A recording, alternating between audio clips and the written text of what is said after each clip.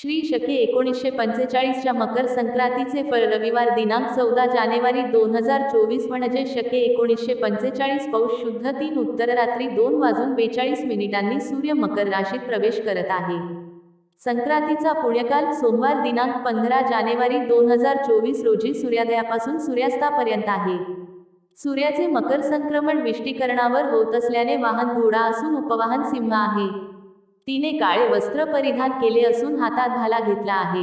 हळदीचा टिळा लावलेला आहे। वयाने वृद्ध असून बसलेली आहे। वासाकरता दुर्वा घेतलेल्या आहेत। चित्रान्न भक्षण करीत आहे। ब्राह्मण जाती आहे। भूषणा